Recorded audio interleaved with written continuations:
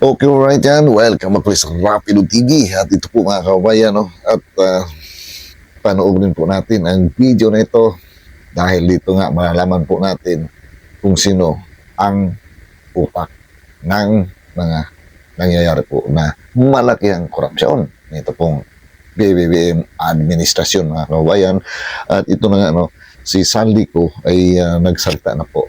At talagang laglaga na po ito mga kabayan at siguro hindi na rin po kinaya ng kanyang konsensya na ilihim o hindi ipaalam sa atin po ng mga mamamayang Pilipino na tayo po ang nagbigay ng buwis at ninanakaw lamang po nila mga kabayan ang pera po ng mamamayang Pilipino. So ayan na po at kahit nga po sasabit po nga niya dito na mayroon din pong banta sa kanyang buhay at papatsugi umano pagka siya po ay magsasalita mga kawayan, pero ayan po ay talagang nagsalita na po at talagang tukoy na tukoy po kung sino po ang pinakautak po sa nasabi pong korupsyon, malakihang korupsyon mga kabayan dito po sa PBBM administrasyon. At ngayon lamang po yan nangyayari sa lahat po ng nakalipas po mga nakaraan po na mga administrasyon. Mayroon din mga korupsyon na nangyayari pero hindi po katulad sa ngayon mga kababayan. At ramdam na ramdam po natin yan. Diba? So ayan po at atin mo nang pakinggan ito pong si Saldico mga kababayan. Mag-insert or magpasok ng 100 billion worth of projects sa BICAM. Sana po ay hindi nila ako mapatay bago ko mailabas ang lahat. Ginawa ko lang ang utos sa akin, pero ngayon, handa na akong harapin ang lahat. Ginagamit ng administrasyon ang buong resources ng bansa para tumahimik ako. That he will shoot me if I will talk. Gagamitin ako bilang panakipbutas sa kanilang kampanya laban sa korupsyon. Hindi na ako mananahimik. Ilalabas ko ang lahat ng katotohanan. May resibo, may ebidensya, at may pangalan. Para sa bawat Pilipino, alam ko na buo ang galit ninyo sa akin ngayon. Nauunawaan ko rin kung bakit. Lalo na at malaki ang halagang nakataya. Pero bago kayo humusga, hayaan ninyong ipaliwanag ko ang buong katotohanan. Matagal akong hindi nagsalita dahil may direktang utos sa akin. Huwag nang bumalik ng Pilipinas at manahimik na lamang. Umalis ako noong July 19, 2025 para sa aking medical check-up. Nakaplanong bumalik pagkatapos ng SONA ni Pangulo. Pero habang papauwi na ako, tinawagan ako ni dating Speaker Martin Romualdez at sinabihan, "Stay out of the country.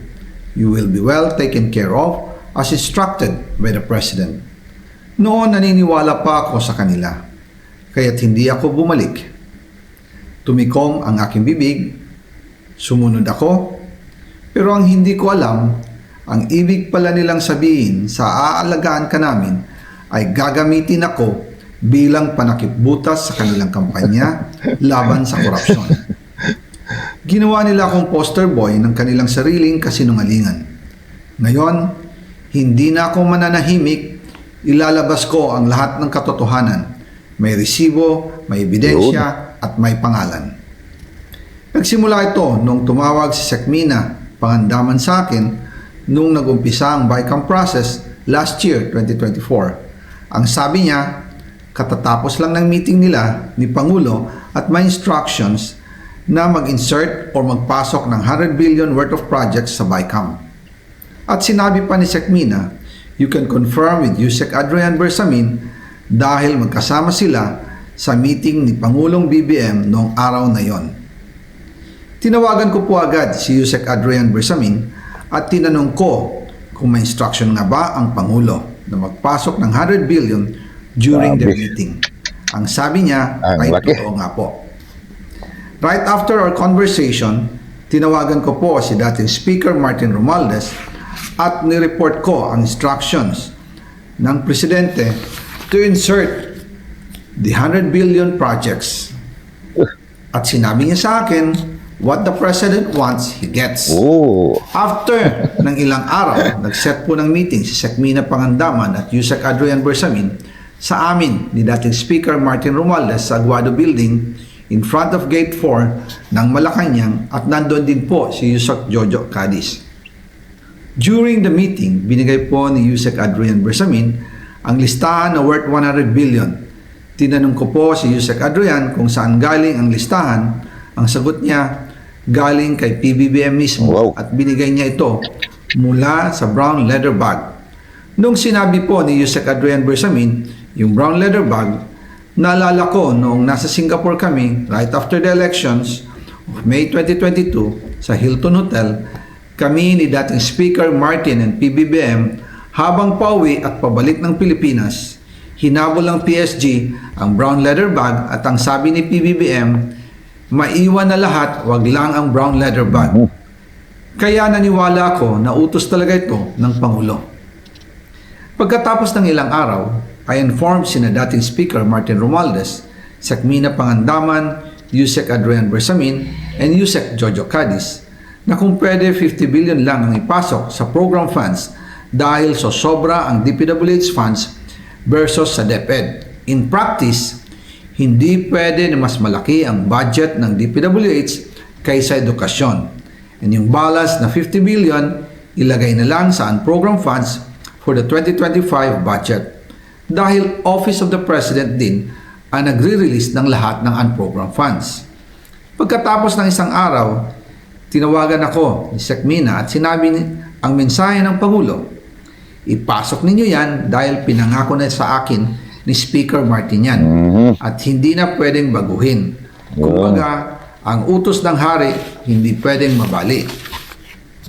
Again, I informed the Speaker and asked clearance about the instructions ng Pangulo. At ang sabi niya, wala tayong magagawa. Kaya po nagtataka ako kung bakit sinasabi ni Pangulo na hindi niya makilala ang budget. Samantalang lahat na binawas at dinagdag sa mga ahensya ng gobyerno ay humihingi ng approval sa kanya si Sekmina Pangandaman. so right yan mga kabayan, no? So, ito na nga. At talagang nalalaman na po natin kung sino ang pinaka-utak kung nasabi po na malakihan pong korupsyon mga kababayan. So, hindi lang po million, no? Billions po mga kababayan. Grabe, di ba? Grabe po, no? Ang kanila pong mga ginagawa, no? Sa pira po, no? Ng mamayang Pilipino. Hindi na pala naawa mga kababayan na tuwing mayroon pong mga mangyayari po na malakas ang pag-ulan, mga may bagyo, at talagang ang baha po mga kababayan, marami po sa ating mga kababayan ang talagang sinapit po ang karumaldumal na mga pangyayari sa kanilang mga lugar, no? Lalo na po yung mga lugar, no, na madali lang pong bahain. So hindi na po sila naawa mga kababayan. Sariling bulsa lamang po ang kanila pong binubusog. So ayan po, no? Mismo po, galing po, no, kay Saldico mga kababayan. Siya na po ang naglabas po ng lahat po, no, ng mga baho po nila mga kababayan. So karapat-dapat pa ba na ito pong si Pangulong Marcos ay nandyan pa rin po bilang Pangulo po ng ating bansa mga kababayan. So kayo po, no, nasa inyo po, no, kung ano po ang inyong mga opinion dito po, no, sa ating pong napanood.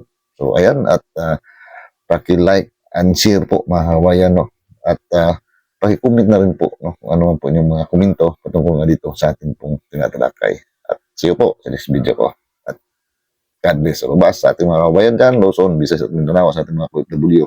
Palagi naman pong mag-iingat. See you.